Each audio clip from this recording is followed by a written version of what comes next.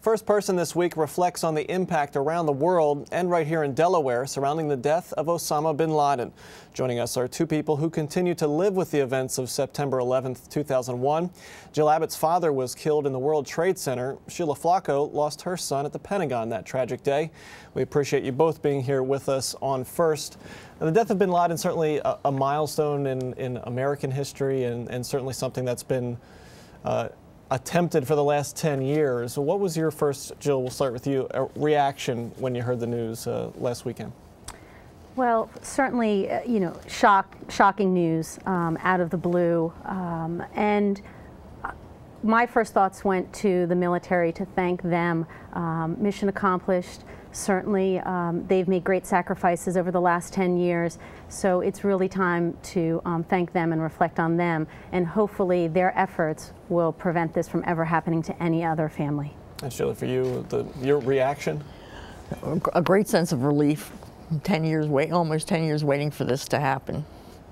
And like Jill said, thanking our military for keeping up with the efforts to capture them. There's been a lot of discussion over the last several days over whether it is appropriate to celebrate a death, even of somebody like Osama bin Laden, or is it a time for reflection? Where do you guys come in on that? I've talked about that. I said, I don't know. I think God would forgive me this one time to rejoice in someone's death.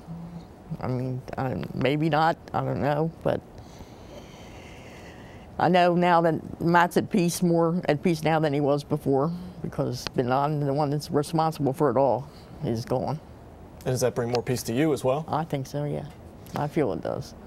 We're learning more and more about the way this was done, and you mentioned the soldiers who accomplished it, and the SEAL team, and just the precision that they acted with. What are your thoughts on the way it was done, and the fact that he was living sort of in luxury, not in some cave somewhere? Does that surprise you?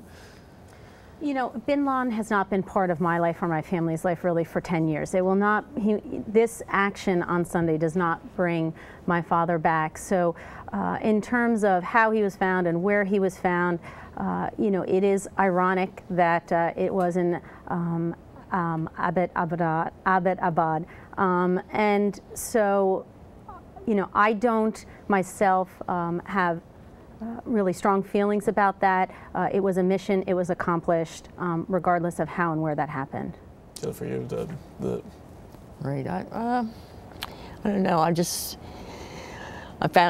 found it interesting, well, not interesting to say that the Navy was hopefully behind that, being Matt was Navy. And I've always appreciated our military for all they've been doing since then, and the sacrifices that other families have now went through because of their sons and daughters being lost in the war in Iraq and Afghanistan. Do you all stay connected with other family members who had people lost on 9/11? Is it sort of a sub-community of its own, or not really? It's interesting. We were just talking about that before we came on, and this is the first time I've met Sheila. Right, this is the first time I've met Jill. And I was telling her about some of the groups that I get information from.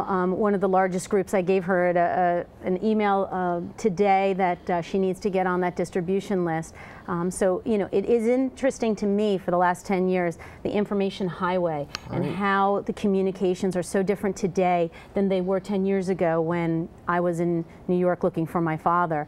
So from that standpoint, there is more of a connection between the families just because the technology is such that you can get out information instantly and to a wide group of people, where 10 years ago it wasn't that way necessarily. Right.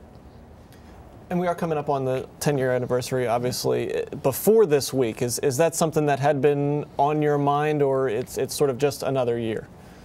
No, it's been on my mind that it's been close to 10 years. Now, at first we weren't even going to go down this year, but like I told my husband, that's the only place I still sense Matt around me is when I'm there. Because at home, in the home I'm now in, he was never there, so I can't feel him around there. But when I go to the Pentagon, I can still sense that he's there, or his spirit is there. And does the news of Osama bin Laden being killed, does it change the way you'll look at this year's anniversary? I'm sure always sort of a tough day, but does it change it this year? I'm not sure. I'm not really sure. It doesn't change it for me. I'm always looking forward. Like I said, we can't bring my father back. I'm looking forward, and this year, the 10-year marks. It's a little bit different for me, as we discussed too before coming on, that I was 6 months pregnant with my daughter at the time, and when my father was killed, he was expecting his first grandchild. So I see really 10 years, what 10 years lapse of time in front of me every day, and the beautiful development of my daughter. And so I can really, I really understand that 10-year period and all the good things that have happened to my family in 10 years. There's a project that Tuesday's Children underwent for the 10-year anniversary, marking the 10-year anniversary.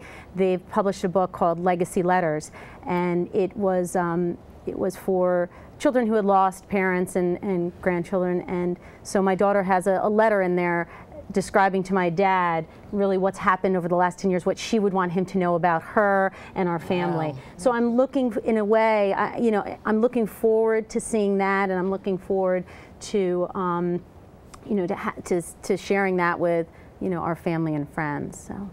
And Sheila, looking forward for you since that horrible day. I know you're proud of the Little League field in Newark that bears your son's name.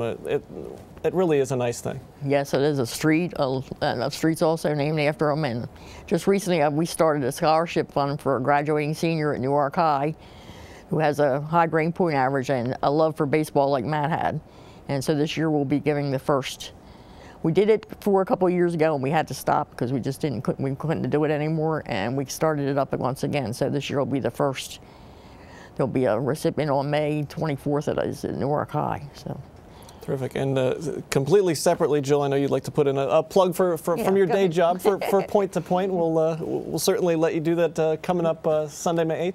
It is. It's this Sunday, and everyone said to me, Jill, what a difficult week this is. And I said, well, certainly it's difficult on many levels for many people and families with military that are active and out there and still fighting for terrorism. Just because we took one person doesn't mean that we can't, that we have to be vigilant and that we can't let our guard down. So, on many different levels, there's so much going on this week, and certainly in my life too. But people asked if my day job was a distraction, and really it's a blessing, and I'm blessed to be at Winterthur and to be in such a beautiful place and be able to go to work there every day. And we have an event coming up Sunday, and I'm working very hard all week with everyone to make it a wonderful day for our community and in Brandywine Valley. So hopefully we'll bring all the families together on Mother's Day. I mean, what better day to do that? So really it's symbolic, I think, this Sunday. Jill Abbott and Sheila Flacco, thank you very much for being with us on First.